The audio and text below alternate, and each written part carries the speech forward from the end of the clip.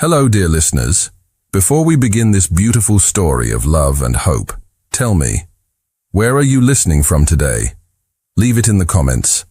I love knowing where all the hearts that follow this channel are tuning in from. Each message from you inspires me to keep telling stories that touch the soul. Now then, let's begin today's story. The knock on the door was sharp, insistent, and entirely out of place. It was a sound that belonged to the bright, orderly hours of the day, not to the 10 o'clock quiet of Lily Barnes's modest apartment building. She paused, her hand hovering over the worn spine of a book, her heart giving a sudden, nervous flutter. No one ever came to her door this late. She opened it to a sight so jarring, so utterly unexpected, that for a moment she thought she was dreaming. Christian Fairmont, her boss, the CEO of Fairmont Enterprises, stood on her worn welcome mat. He was a man she was used to seeing behind a vast mahogany desk, encased in the armor of a perfectly tailored suit. But the man before her was different. His tie was loosened, the top button of his crisp white shirt undone. His usually immaculate brown hair was slightly disheveled, as if he had been raking his hands through it. His green eyes, normally so cool and analytical, were shadowed with a tension that seemed to vibrate in the dim hallway light. He looked not like a billionaire CEO, but like a man on the edge of a cliff. "Lily," he said, his voice a low, strained sound that was nothing like the confident baritone he used in the boardroom. "I need a favor that goes beyond anything I have ever asked of you." The air in the small entryway crackled with the unspoken. This was not a request for a rescheduled meeting or a last-minute report. This was something else entirely. She stepped back, allowing him to enter, her mind racing. He moved past her, the familiar expensive scent of his cologne, sandalwood and clean linen, filling her small living room and making it feel even smaller. He paced the length of her rug, a caged predator in a space meant for quiet solitude. "Mr. Ishikawa confirmed his attendance at the annual shareholders' dinner tomorrow night," he began, getting straight to the point. His voice was tight. "He's flying in from Tokyo. The deal for the Pacific merger hinges on his investment." Lily nodded, her professional instincts kicking in despite the strangeness of the situation. She knew the Ishikawa deal was massive, a billion-dollar negotiation that Christian had been working on for months. "That's wonderful news, Christian," she said softly. He stopped pacing and turned to face her, a bitter, humorless smile touching his lips. "No, it's a disaster." He took a deep breath, the sound ragged. "Ishikawa is traditional, extremely so. He believes that a man's stability in his personal life reflects his stability in business. He believes serious men are family men." He let the words hang in the air.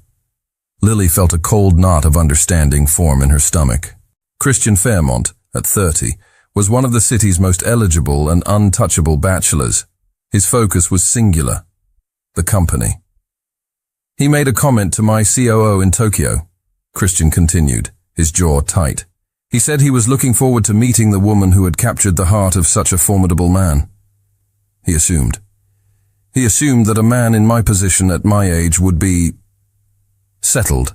Lily's mind immediately went into problem-solving mode, the way it always did when he presented her with a challenge. She expected his next words. He needed a date, an elegant, professional escort who could play a convincing role for an evening. It was unorthodox, but not impossible. She could make some calls, find someone discreet and suitable. "I can arrange for a suitable companion," she began, her voice calm and even. "Someone from a reputable agency, fully vetted." "No."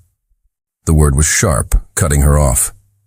He took a step closer, and for the first time since she had known him, Lily saw a flicker of raw vulnerability in his eyes. It was a crack in the fortress, and it was aimed directly at her. "I don't trust anyone else for this, Lily," he said, his voice dropping to a near whisper. "A stranger could make a mistake, say the wrong thing. No one knows my schedule, my preferences, my life the way you do. You organize every minute of my day. You know what I eat, what I read, what I hate. You know me better than anyone." He paused, his gaze intense, searching her face. The air grew thick, heavy with the weight of his next words. I need you to pretend to be my wife. Just for one night. The request landed in the quiet room with the force of a physical blow. Lily's breath caught in her throat. Her mind went completely blank. Wife? The word was absurd, alien. It was a role so far removed from her reality that she couldn't even begin to process it. She stared at him, speechless, a wave of dizziness washing over her. Her world was her small apartment, her quiet life, the long drives on weekends to the countryside to sit with her grandmother. His world was one of private jets and billion-dollar deals. The two were not meant to intersect, not like this. She was about to refuse. The word was forming on her lips. It was impossible, insane. Her quiet, orderly life would be thrown into chaos. She thought of her grandmother, of the peaceful, simple values she had been taught. This felt like a lie too big to tell. As if reading her mind, his expression softened, the desperation in his eyes deepening. He took another step closer, his voice now a low, pleading murmur that was meant for her alone. I know about your grandmother, he said softly. The words stopped her cold. Her heart hammered against her ribs. I know about the medical bills, he continued, his gaze unwavering. The cost of her care, the new experimental treatment her doctor recommended. I know it's why you work so much, why you never take a day off. He saw the flicker of shocked pride and pain in her eyes and pressed on, his voice gentle but firm. I can make it all go away, Lily, all of it. The debt, the future costs. I can ensure she has the best care, the best doctors, for the rest of her life. Everything will be taken care of. Forever. He held her gaze, his own eyes filled with a desperate sincerity. Please, he whispered. The single word stripped of all his usual authority, leaving only the raw plea of a man who had run out of options. Just for one night. The next morning, the air in the executive suite of Fairmont Enterprises was electric. The low, respectful hum of the office felt different, charged with a new, unspoken tension that seemed to emanate directly from Christian's closed office door. Lily sat at her desk, her fingers poised over her keyboard, but her mind was miles away. Every time the intercom buzzed, her heart leaped into her throat. The memory of him standing in her apartment, a desperate plea in his eyes, felt like a fever dream. At precisely 9 o'clock, the intercom chimed. Lily, could you come in, please? His voice was back to its usual crisp, professional tone, but she could detect a faint, underlying strain. She rose, her legs feeling unsteady. As she walked toward his office, she felt the weight of a dozen curious stares on her back. Christian's door was almost always open, a symbol of his transparent, hands-on leadership. When she entered, he closed it behind her. The soft, definitive click of the lock echoed in the silent room, shutting out the rest of the world. The whispers in the hallway were almost audible. He did not sit behind his desk. Instead, he stood by the floor-to-ceiling window, his back to the sprawling city below. On the polished surface of his conference table lay a sleek, black folder. I've prepared a file, he said, his voice all business. He was back in his armor, the cool, controlled CEO. It contains the essential details of our story. He opened the folder. Inside were neatly typed pages, bullet points organized with the ruthless efficiency she knew so well. He began to recite the facts as if briefing her for a merger. We met 2 years ago at a charity art gala. You were there with a friend. I was immediately taken by your quiet intelligence. He glanced at her, a flicker of something unreadable in his eyes. We married 1 year ago, a small private ceremony, only immediate family. We kept it secret to protect our privacy from the media. He detailed their supposed first date, their favorite restaurant, a fictional trip to Italy.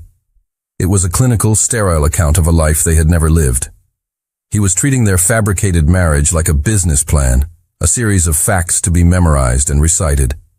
He was trying to build a fortress of logic around a situation that was anything but. Lily listened quietly, her hands clasped in front of her. She let him finish, her gaze steady. When he was done, a heavy silence filled the room, broken only by the distant sound of city traffic. He looked at her, expecting her to nod, to start memorizing her lines. Instead, she shook her head, a small, gentle motion. "This won't work," she said softly. Christian's brow furrowed. "It's all there. The timeline is consistent, the details are plausible." "It's not about the facts, Christian," she replied, her voice gaining a quiet strength. She took a step toward the table, toward him. "It's about the feeling. Mr. Ishikawa and his wife are not auditors. They are people. They won't be looking for consistency in our story. They will be looking for the truth in our eyes." She looked at him, her gaze direct and unflinching. "They will look for the way you touch the small of my back. They will watch for the way I smile when you speak. No one will believe we are married if we look like two strangers reciting a script. They won't believe it if there isn't a real story behind our glances." He was taken aback, his professional composure faltering. He stared at her, truly seeing the depth of her perception. He had been so focused on the what that he had completely ignored the how. She was right. His logical plan had a fatal emotional flaw. A new confidence settled over Lily. She had spent her life observing, understanding the quiet, unspoken needs of others. She understood what this charade required. It required a foundation, however fragile, of something real. She straightened her shoulders, a subtle shift in power occurring between them. "We need more than a dossier," she stated, her voice calm but firm. "We need memories, even if we have to make them." Christian looked at her, his green eyes wide with a mixture of shock and dawning respect.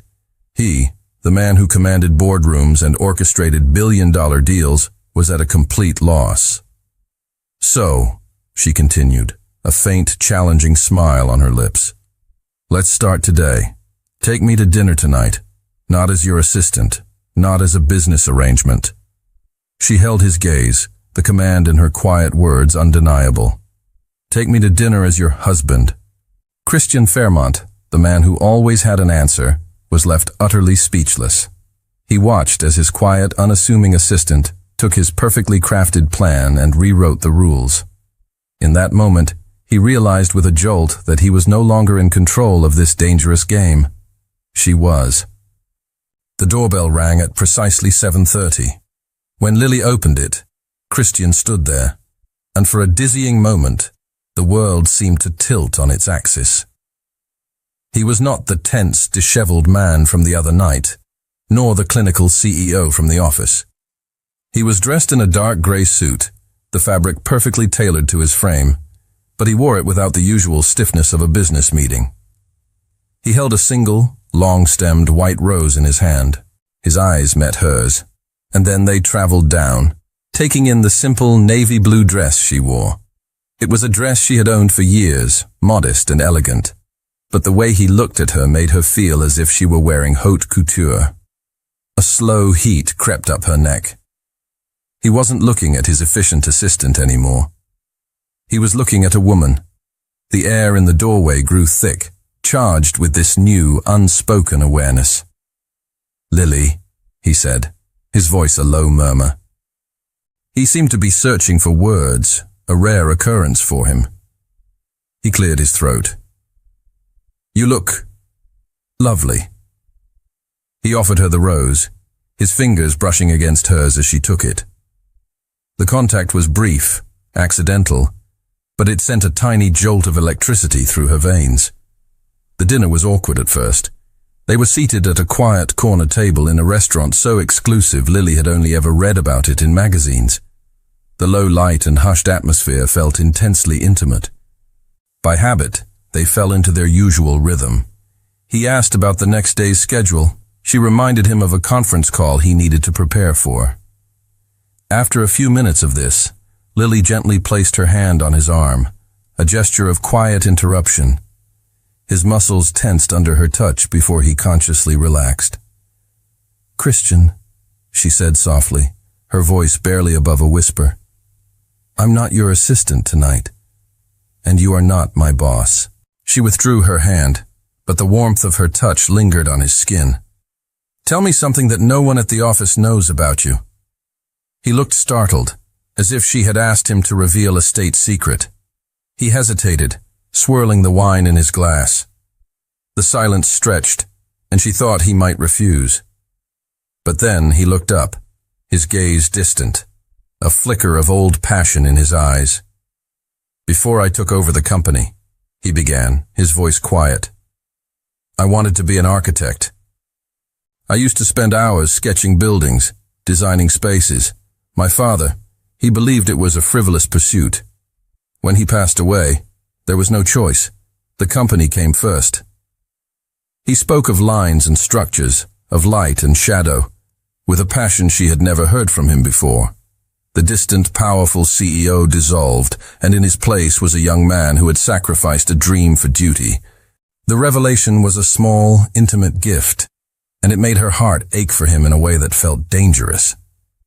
"What about you, Lily?" he asked, turning the question back to her. "What is your dream?" She felt a blush rise to her cheeks. "It's silly, really." "Tell me," he insisted, his voice gentle. "I love to bake," she confessed. "My grandmother taught me. My dream has always been to open a small cafe in her town. A cozy little place with mismatched chairs and the smell of fresh bread where people can come to feel at home." He listened, his expression rapt, his green eyes fixed on her. He wasn't just hearing the words, he was seeing the picture she painted. He saw her in a sunlit kitchen, her hands dusted with flour, a genuine smile on her face. The image of the hyper-efficient, almost invisible assistant who managed his life was shattering, piece by piece. In its place was this woman, full of quiet warmth and sweet, simple dreams.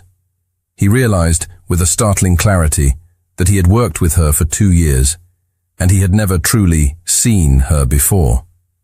The drive home was filled with a comfortable, easy silence. The awkwardness had evaporated, replaced by a fragile, tentative connection. He walked her to her door, the single white rose now resting in a small vase on her entryway table. Under the dim light of the hallway, he paused. The script for the night was over. This was uncharted territory. An impulse, foreign and undeniable, took over. He leaned in, his movements slow, giving her time to pull away. She didn't. He pressed a soft, lingering kiss to her cheek.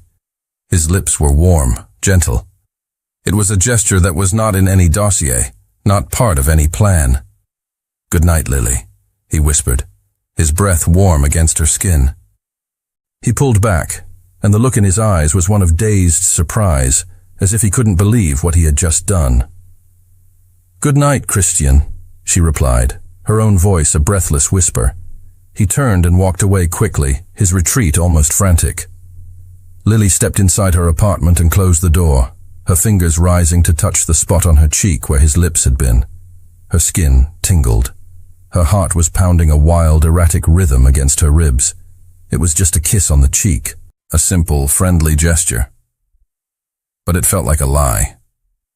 And terrifyingly, it also felt like the truest thing that had happened all night. On Saturday morning, Christian's gleaming black sedan, a vehicle built for pristine city asphalt, looked conspicuously out of place as it navigated a winding country road. Dust kicked up from the tires, coating the polished exterior in a fine brown powder.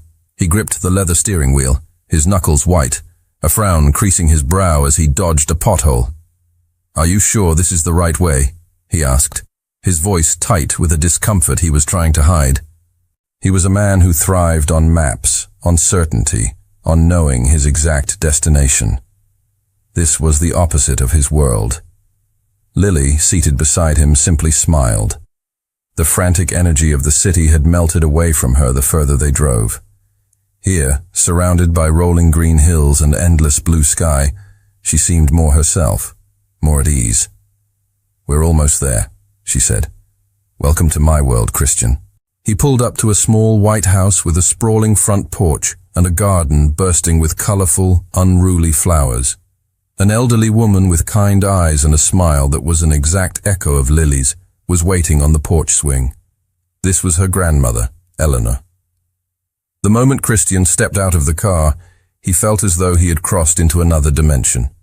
The air smelled of freshly cut grass and baking bread, a stark contrast to the city's sterile metallic scent. Eleanor greeted him not with a handshake, but with a warm, enveloping hug that took him completely by surprise. "So, you're the young man who finally captured my Lily's heart," Eleanor said, her eyes twinkling with a shrewd, knowing light. "I was beginning to think she'd spend the rest of her life organizing someone else's." Christian felt a flush of guilt creep up his neck. The lie felt heavier here, more profane in the face of this genuine, uncomplicated warmth. Eleanor, oblivious to the charade, treated him not as a billionaire CEO, but as a welcome addition to the family. She put him to work. Before he knew it, he had taken off his expensive jacket, rolled up his sleeves, and was hammering a loose board back into the porch fence. The physical labor was foreign, grounding. His hands, usually occupied with signing documents or tapping on a keyboard, felt clumsy with the hammer. But the simple, satisfying thud of the nail driving into the wood was more rewarding than any deal he had ever closed. Later, he found himself sitting on the porch swing, a plate of still warm apple cake on his lap, listening to Eleanor tell stories about Lily's childhood. He learned about the little girl who sold homemade lemonade to raise money for a stray dog, the teenager who read classic novels aloud to her when her eyesight began to fail. He was seeing the blueprint of the woman beside him, the foundation of her quiet strength and boundless kindness. As the afternoon sun began to dip below the hills, casting long golden shadows across the yard, Eleanor took Christian's hand in her own. Her skin was soft, papery, but her grip was surprisingly firm. "You have kind eyes, Christian," she said, her voice soft but clear. "I worried about her in that big, lonely city. Take good care of my granddaughter. She has the purest heart I know." The words, spoken with such innocent, unwavering trust, struck him with the force of a physical blow. The weight of his deception settled in his gut, heavy and cold. This was no longer about impressing an investor. He was lying to this sweet, trusting woman, exploiting her granddaughter's good nature for his own gain. A profound sense of shame washed over him. The drive back to the city was quiet, but it was a different kind of silence than the one they had shared after their dinner. This one was thick with unspoken emotion. As he pulled up to her apartment building, Lily turned to him, her expression soft in the fading light. "Thank you for doing that, Christian," she said, her voice full of genuine gratitude. "It meant a lot to me. And to her." He shut off the engine and turned to face her fully. The mask of the CEO was gone, replaced by a raw, unguarded honesty that startled her. "Lily," he began, his voice rough with an emotion he couldn't name. "Your grandmother. She made me feel more at home in 3 hours than I've felt in my own penthouse in years." The confession hung in the charged space between them. It was more intimate than a kiss, more revealing than any secret he could have shared. It was a truth that went far beyond the boundaries of their arrangement, a truth that neither of them dared to acknowledge, yet both of them felt deep in their bones. "We need rings." Christian made the declaration on Monday morning with the same detached tone he would use to announce a budget meeting. He stood before her desk, his hands in his pockets, the picture of cool authority. But Lily could see the faint, almost imperceptible tension in his jaw. The weekend had changed something between them. The memory of her grandmother's porch, of his quiet confession, lingered in the air, a ghost of intimacy in the sterile office environment. "A wedding band is a crucial detail," he continued, his voice a low command. "We'll go after work. I've made an appointment." That evening, he led her to a jewelry store so exclusive it didn't have a sign. The name, whispered among the city's elite, was simply Ore. Inside, the world was hushed, a sanctuary of soft carpets, velvet displays, and shimmering light. A distinguished silver-haired jeweler greeted them with a deferential bow. "Mr. Fairmont, a pleasure to see you again. And this must be the lovely Mrs. Fairmont." The title, spoken so naturally by a stranger, sent a strange shiver down Lily's spine. Christian, to his credit, didn't flinch. He slid his hand to the small of her back, a gesture that was both possessive and protective, guiding her toward a private viewing area. His touch was light, but it burned through the fabric of her dress. "We are looking for wedding bands," Christian announced, his voice smooth as silk. He was playing the part of the devoted husband flawlessly. The jeweler presented a tray lined with black velvet, an array of platinum and gold rings glittering under the soft lights. Christian bypassed the more ornate, diamond-encrusted options, his eyes scanning for something simpler, more elegant. He selected a slender platinum band, its surface polished to a mirror shine. "May I?" he asked, his voice a low murmur directed at Lily. She nodded, her throat suddenly dry. He took her left hand in his. His fingers were warm, his grip firm and steady. The simple act of him holding her hand felt shockingly intimate in the quiet, opulent room. The world seemed to narrow to that single point of contact, his skin against hers. He slowly slid the cool, heavy metal onto her fourth finger. Her breath hitched. He didn't let go. He held her hand, his thumb gently stroking her knuckles as he examined the ring. "What do you think?" he asked, his gaze lifting to meet hers. His green eyes were dark, intense. He wasn't asking for her opinion on the ring. He was asking something else entirely, something deeper, something she didn't have an answer for. "It's beautiful," she whispered, her voice barely audible. "We'll take this one," Christian said to the jeweler, his voice decisive. The jeweler smiled warmly. "An excellent choice. And will there be an inscription?" Lily expected Christian to say no, to deem it an unnecessary detail for their one-night charade. Instead, he looked directly at Lily, a strange, unreadable light in his eyes. The air grew still. "Yes," Christian said, his voice clear and steady, never breaking eye contact with her. "Just one word. Always." The word struck Lily with the force of a physical impact. Always. It was a word of permanence, of promises, of forevers. It was a word that had no place in their temporary, fragile agreement. It was not in the script. Her heart began to hammer against her ribs, a frantic, panicked rhythm. What was he doing? He took the ring from her finger to hand it to the jeweler, and her hand suddenly felt cold, bereft. A few minutes later, the jeweler returned. "It is done." Christian took the ring. He turned back to Lily, his expression serious, almost solemn. He took her hand again, his touch sending another shiver through her.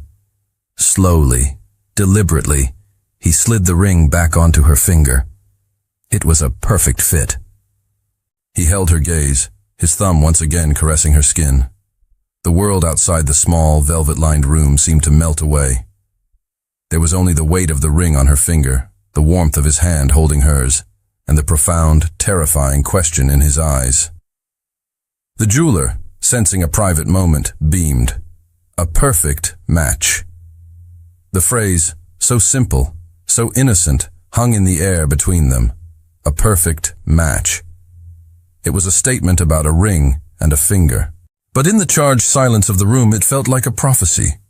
They both heard the double meaning, and it left them standing there side by side, shaken and utterly silent. Ishikawa is a devotee of classical music. There will be dancing. Christian's announcement on Wednesday afternoon was delivered with his usual clipped efficiency, but Lily saw the subtle unease in his eyes. This was a variable he couldn't control with a spreadsheet.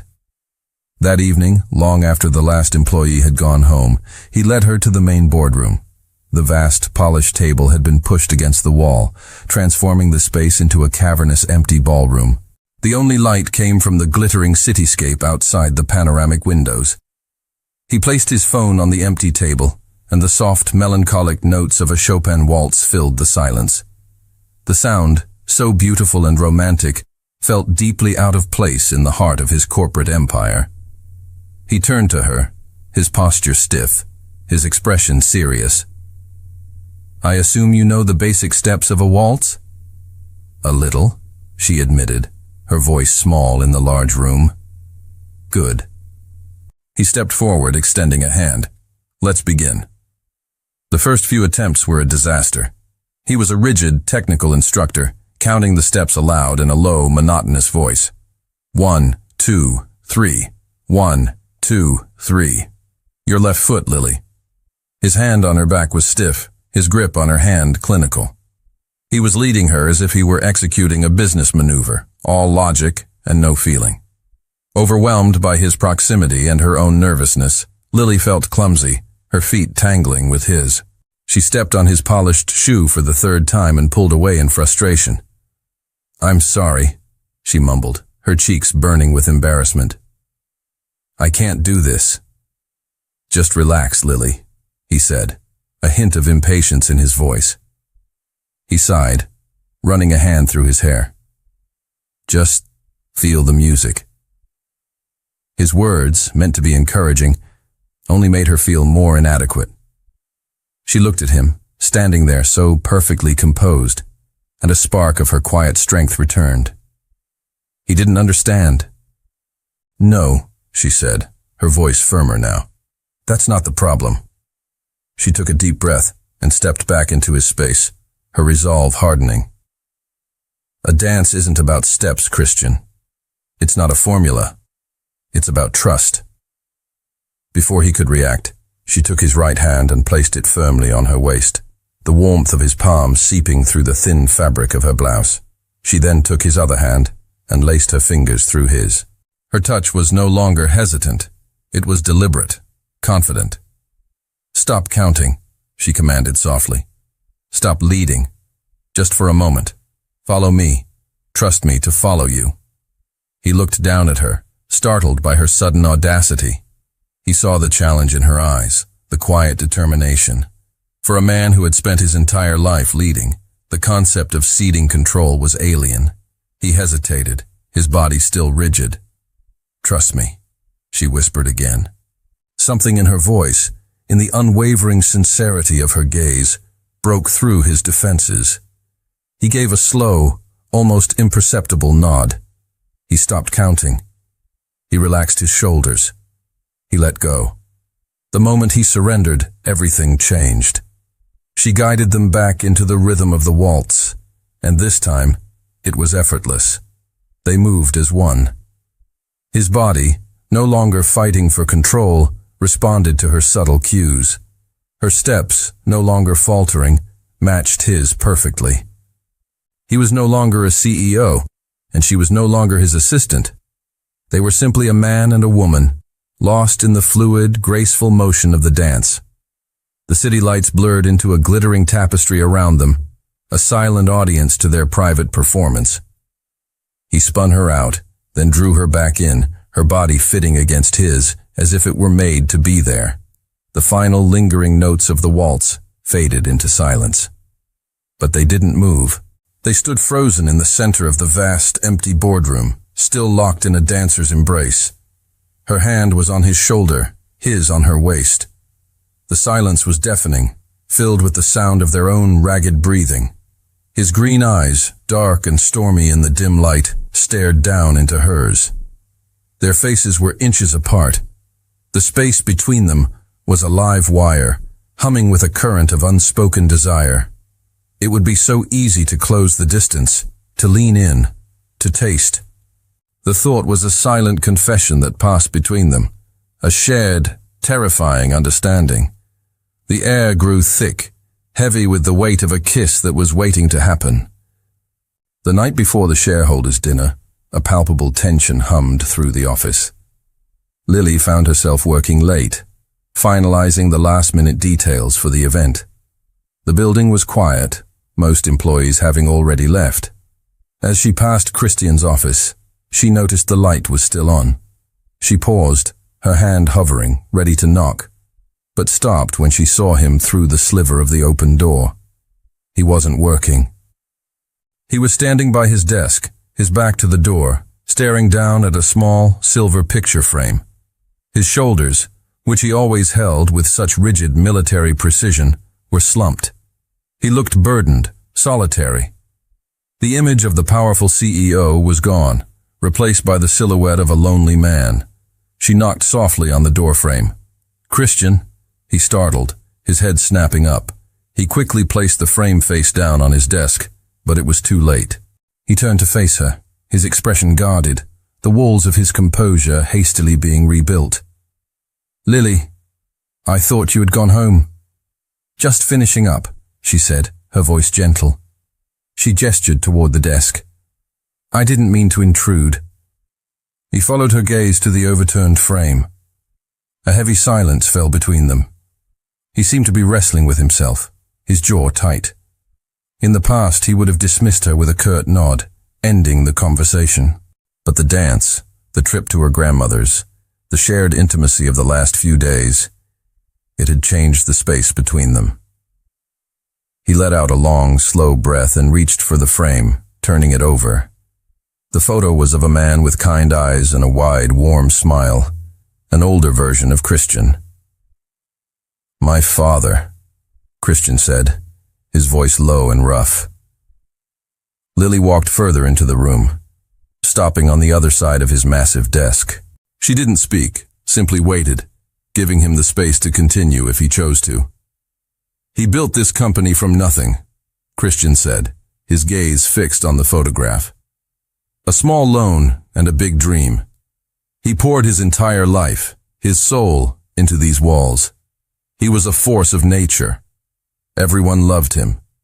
He paused, a shadow of pain crossing his face. His heart gave out when he was 55. One day he was here, the next, gone. I was 24.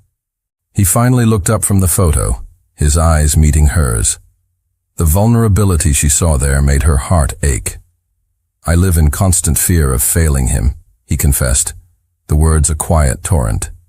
"Every decision I make, every risk I take, I feel this immense pressure to live up to his legacy, to not be the son who destroyed everything his father loved. Sometimes the weight of it's suffocating." He had never spoken to her like this. He had never spoken to anyone like this.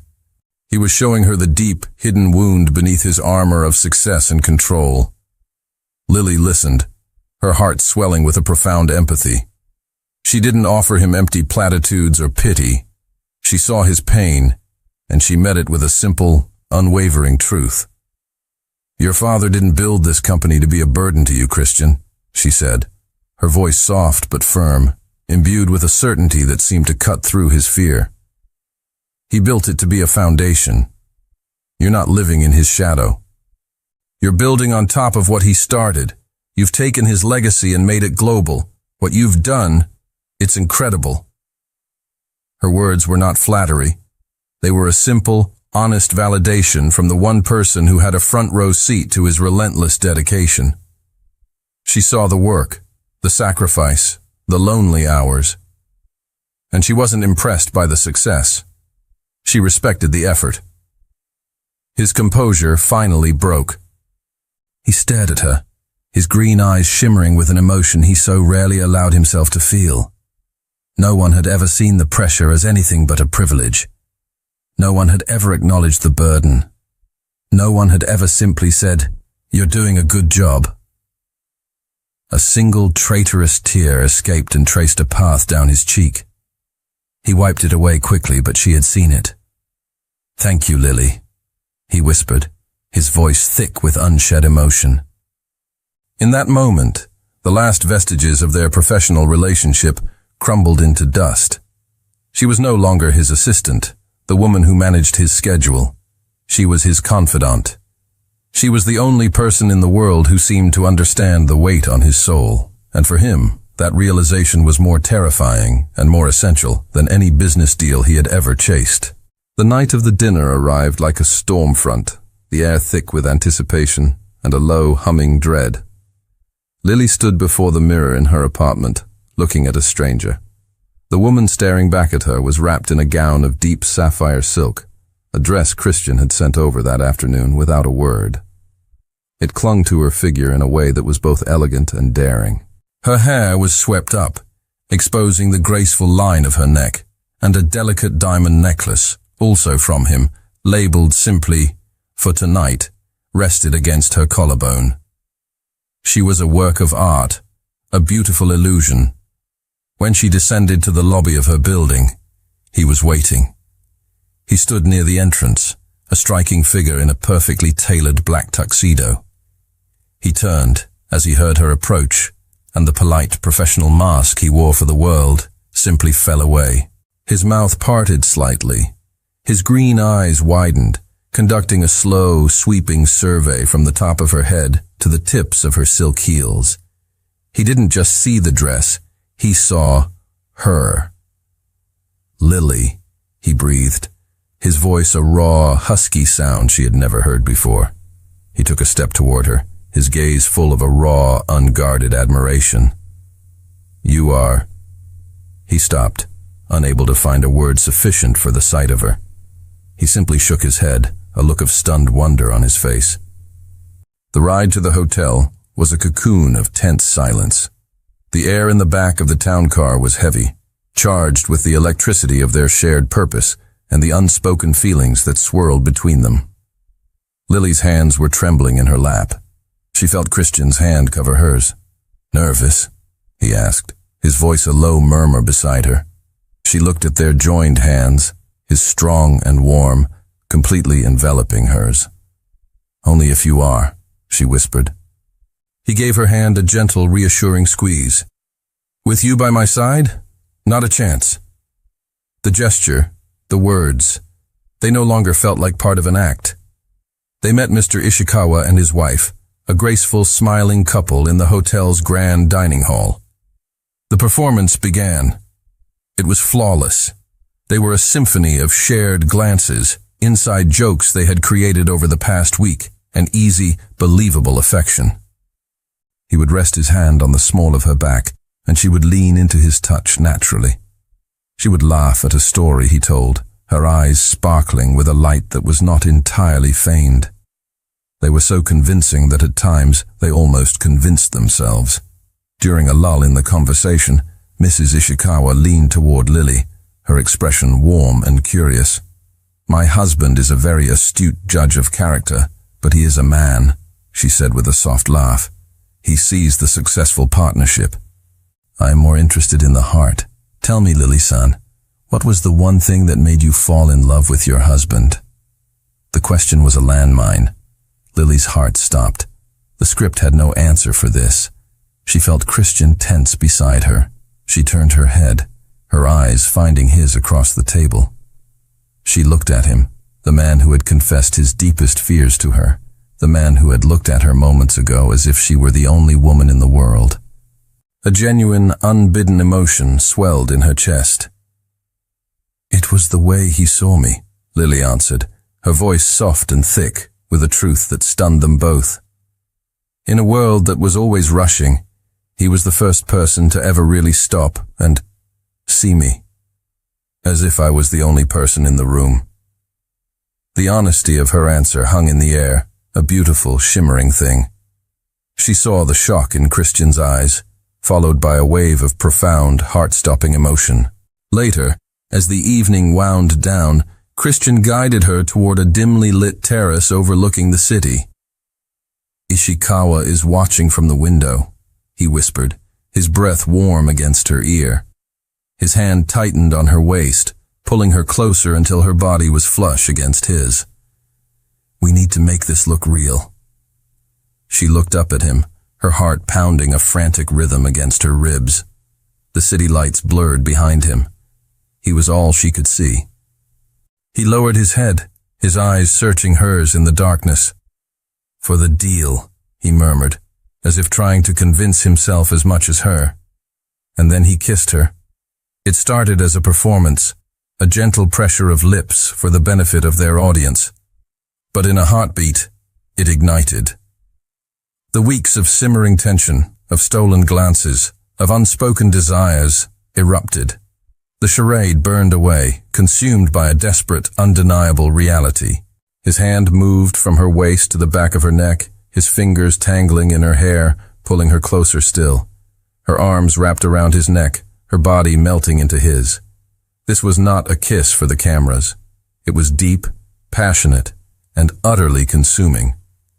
It was the desperate kiss of a man starved for something real, and the answering kiss of a woman who had fallen hopelessly in love. When they finally broke apart, they were both breathless, their foreheads resting against each other. The line had not just been blurred, it had been completely and irrevocably erased. The ride home was a universe of silence. The air in the car, once charged with electric anticipation, was now heavy and suffocating. The ghost of their kiss on the terrace lingered between them, a tangible presence that neither of them knew how to address. It had been a moment of pure, unadulterated truth in a night built on lies, and now the silence was the price. Christian stared out his window at the blur of city lights, his jaw set like stone. Lily stared out hers, her reflection a pale, ghostly image against the dark glass, her heart a tangled knot of joy and dread. He walked her to the door of her apartment building, the space between them now a formal, yawning chasm. The easy intimacy of the past week had vanished. "Thank you, Lily," he said, his voice cool and distant. He was rebuilding the fortress around himself, brick by painful brick. "You were perfect tonight, for everything." The word perfect felt like a slap. She had been a perfect actress, a perfect part of his plan. He was dismissing the reality of what had happened between them, packing it away like a prop from a play that had ended. A sharp, bitter pain pierced through her. "It was my job," she replied, her own voice clipped and cold, a mirror of his. The lie tasted like ash in her mouth. She turned and walked away without another word, not trusting herself to look at him.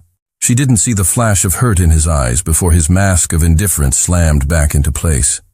The weekend was a special kind of torment. Lily paced her small apartment, the sapphire dress hanging in her closet like a painful accusation. Every time she closed her eyes, she felt the press of his lips, the desperate strength in his arms. She had allowed herself to fall for a man who had only ever seen her as a means to an end. The realization was a slow, creeping agony. She had broken the one rule she had set for herself. She had let her heart get involved. On Monday morning, she walked into the office with a heavy, settled resolve. She had spent the weekend crying, but her tears had washed away her indecision, leaving behind a hard, painful clarity. She could not go on like this. She walked directly to Christian's office. He was on the phone, but he looked up as she entered, his eyes widening slightly at her determined expression. She didn't wait for him to finish his call. She walked to his desk and placed a single white envelope on the polished mahogany surface. It landed with a soft, final thud. He ended his call abruptly. "What's this?" he asked, his voice wary. "My letter of resignation," she said. Her voice was surprisingly steady, a stark contrast to the storm raging inside her. He stared at the envelope as if it were a venomous snake. He looked up at her, his face a mask of disbelief. "Resignation? Why? The deal is all but closed.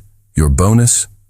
"This isn't about money, Christian," she cut in, her voice trembling now, the facade of her composure beginning to crack.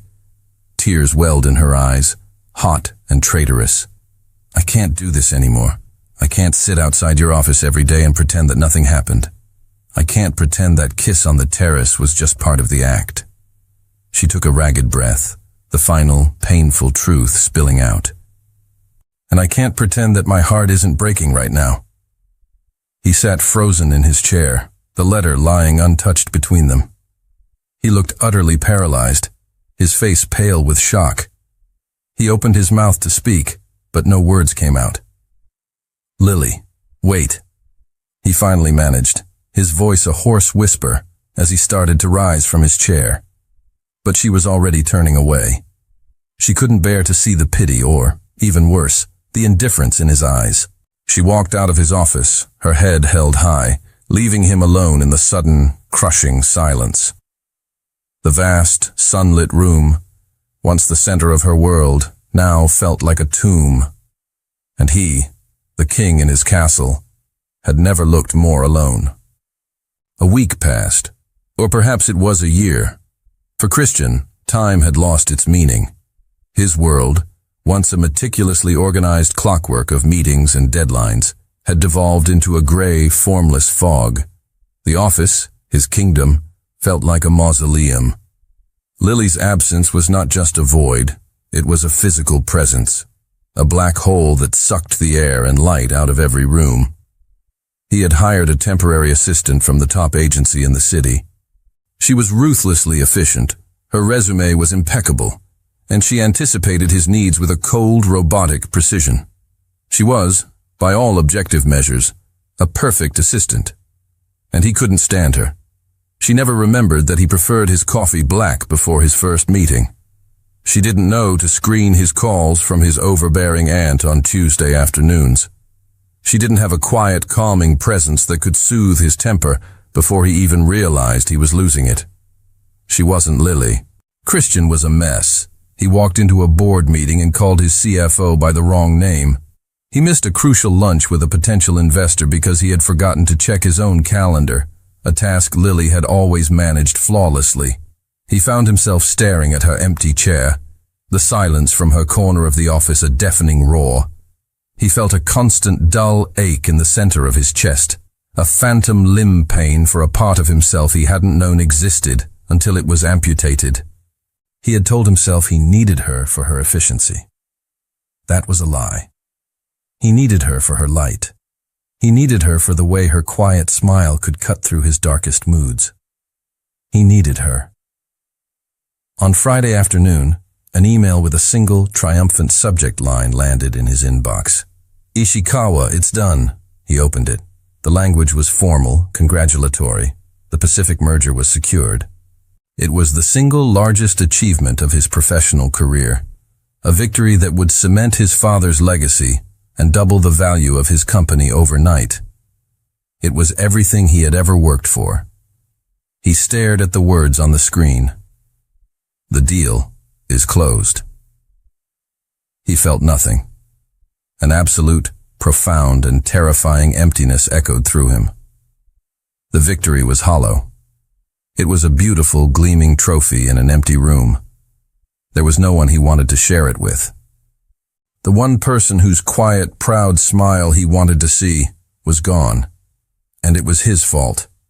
He slowly crumpled the printout of the email in his fist. He walked to the vast window of his office. A torrential rain had begun to fall, the sky weeping as if in mourning. The city below was a blur of gray streets and hazy lights.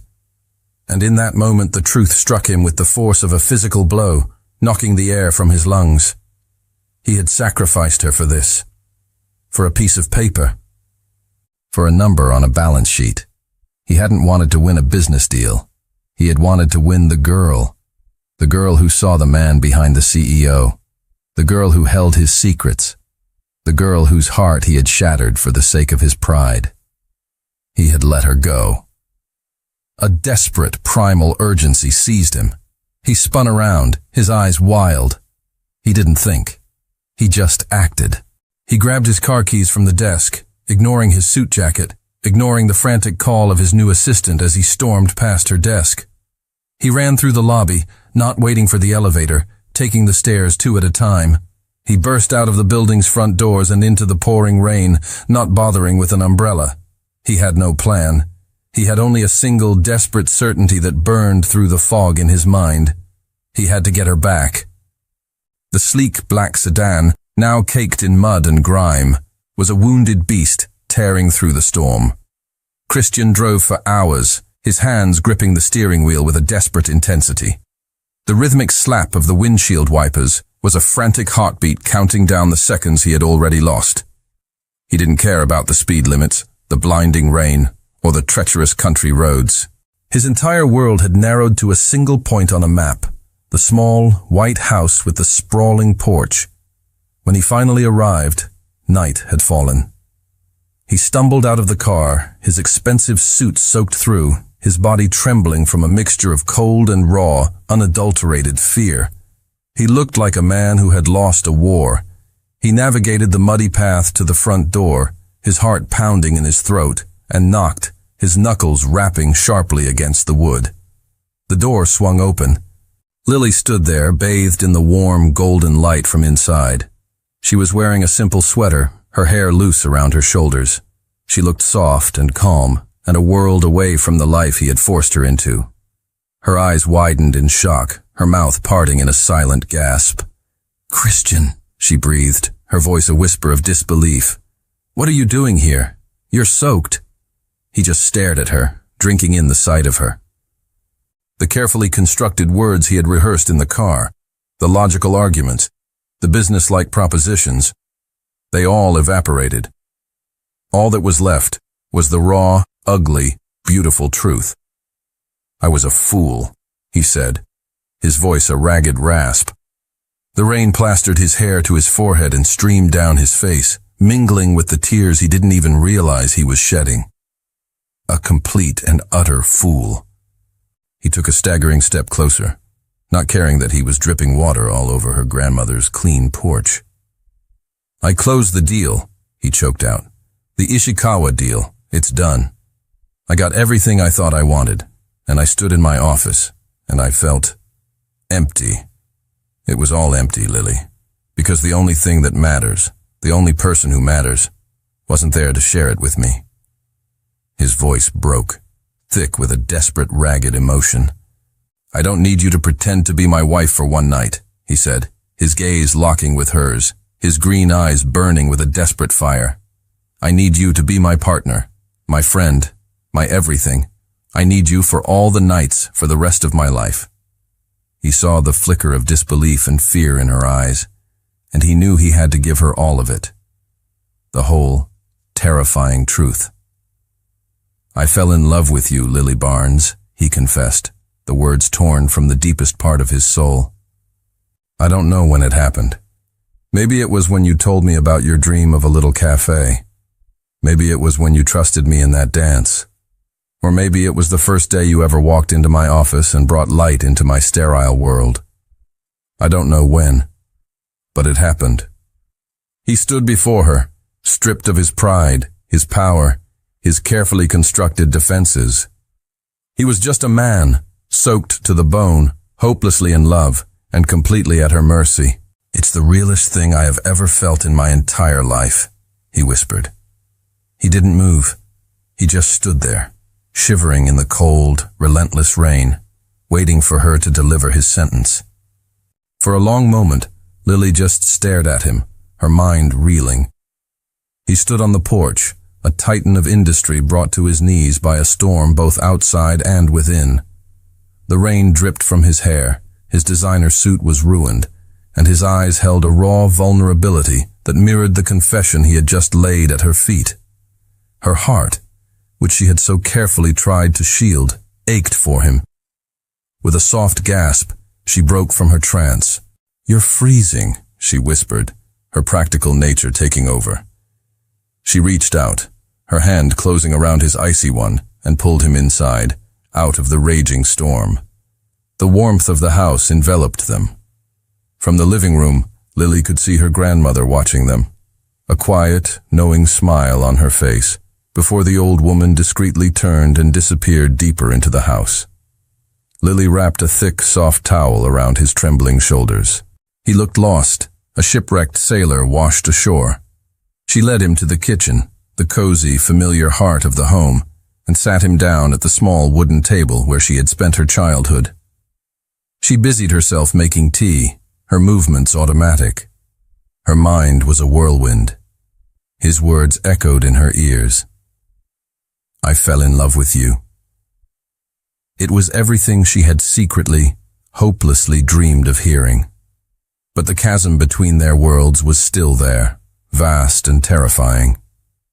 She placed a steaming mug in front of him, her fingers brushing his.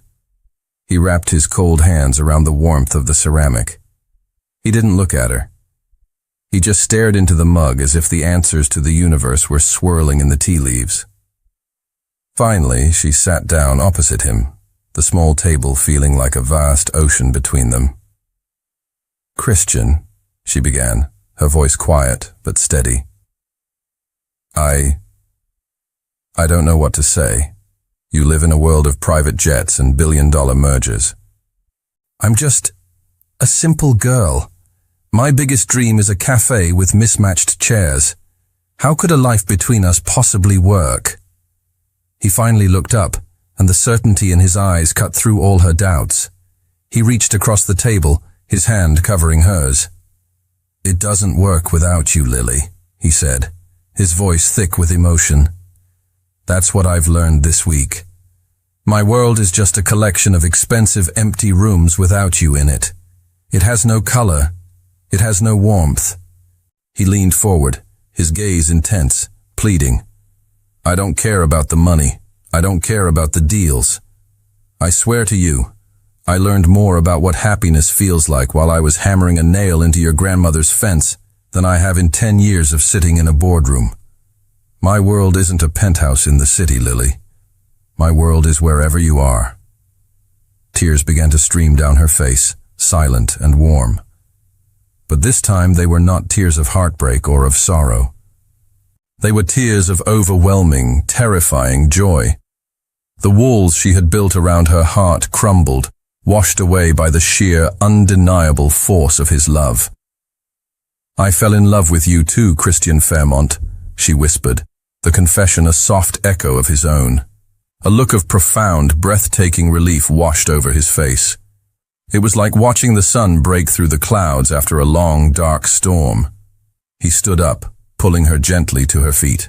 He framed her face with his hands, his thumbs stroking away her tears. He leaned down and kissed her.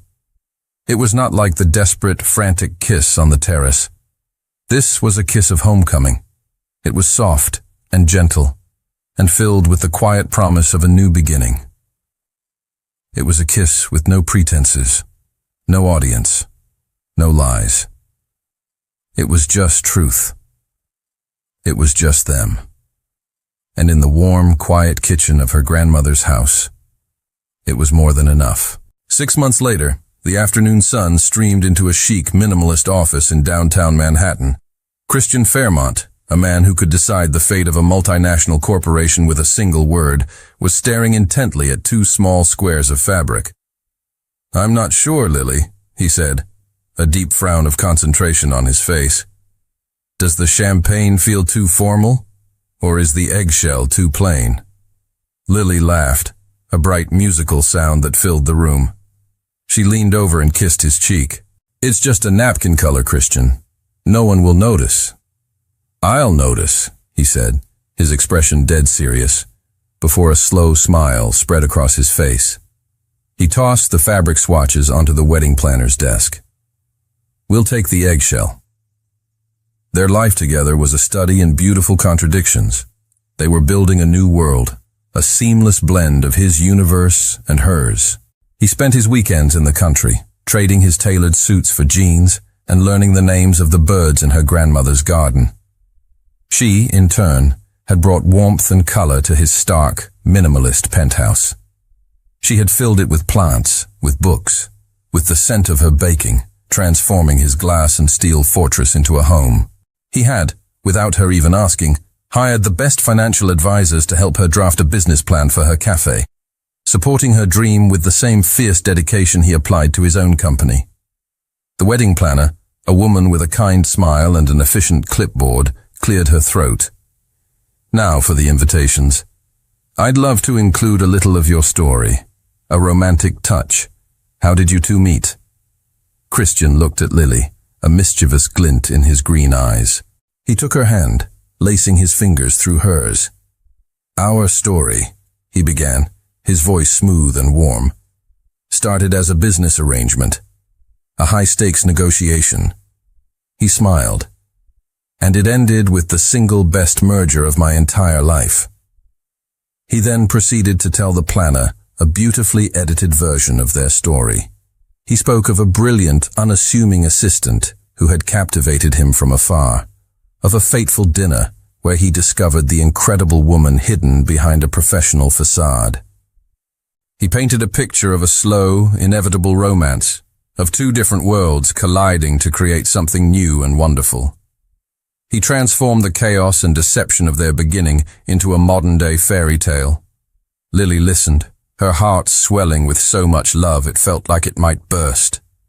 He had taken the messy, complicated truth of their past and polished it into a memory that shone with nothing but love. He had protected her, even in the telling of their story. As the planner jotted down notes, Lily leaned close to him, her lips brushing his ear. "You forgot the best part," she whispered. He turned to her, his brow furrowed in mock confusion. "Which part is that?" "The part," she murmured, her eyes sparkling, "where I said yes." The day of the wedding arrived, not with the pomp and circumstance of a high society event, but with the soft, golden light of a perfect autumn afternoon. There was no opulent ballroom, no sea of reporters. The ceremony was held in the sprawling, sun-dappled garden of Lily's grandmother's house, the place where Christian had first felt the pull of a life he never knew he wanted. The air was filled with the scent of late-blooming roses and the gentle hum of happy conversation. Lily's grandmother, her face glowing with a radiant pride, walked her down a simple aisle lined with wildflowers. In the front row, Mr. Ishikawa and his wife, who had become genuine friends, sat beaming, their presence a quiet testament to the strange, wonderful journey that had brought them all here. But Lily only had eyes for the man waiting for her at the end of the aisle. Christian stood under an arch of intertwined willow branches, and the look on his face was one of open, unshielded adoration. The cool, guarded CEO was gone, replaced by a man whose love for her was a tangible force, a brilliant light that seemed to warm everyone around him. When it was time for the vows, Christian unfolded a small piece of paper, looked at it for a moment, and then tucked it back into his pocket, a small smile playing on his lips. "I had a speech prepared," he began, his voice clear and strong, resonating with a deep, unwavering emotion. He looked directly into Lily's eyes. "But the truth is much simpler than that." He took a deep breath. "Lily, you came into my life to help me close a business deal, and you ended up saving me from a life that was polished and successful, but completely empty. I've learned since meeting you that my best moments weren't signing contracts or closing mergers. They were dancing with you in an empty boardroom, eating cake on your grandmother's porch, and waking up next to you every morning. You are my home. I love you." Tears of joy streamed down Lily's cheeks as she began her own vows. She reached up, and to the surprise of everyone, gently slid the simple platinum wedding band from her own finger, the ring he had bought for her in that exclusive jewelry store months ago. She had worn it every day since their reconciliation. "This ring," she said, her voice thick with emotion as she held it up, the metal glinting in the sun, began as a part of a lie. It was a prop, engraved with a word that felt too big and too permanent for our arrangement. Always. She looked at Christian, her heart in her eyes. "But you taught me the true meaning of that word. You showed me what it means to love someone always, through storms and silence and fear. Today, this ring is no longer a lie. It's a promise." She placed the ring into his palm, her hand closing over his. "So I give it back to you now, so you can place it on my finger for real." She smiled through her tears. "Yes, Christian. Always." 1 year later. The scene opens not with the hushed quiet of a boardroom, but with the cheerful sounds of a bustling cafe. The hiss of a steam wand, the clinking of ceramic, and the warm murmur of happy conversations. A beautifully carved wooden sign hanging over the door reads, "The Lily Pad Cafe." The cafe is a perfect reflection of its owner. It's bright and warm, with mismatched vintage chairs, shelves filled with well-loved books, and the intoxicating aroma of fresh coffee and cinnamon. Lily, her face glowing with a serene happiness, moves behind the counter with an easy, confident grace. She is in her element, the queen of her small, perfect kingdom. In a cozy corner booth, Christian sits with his laptop open. But he isn't working.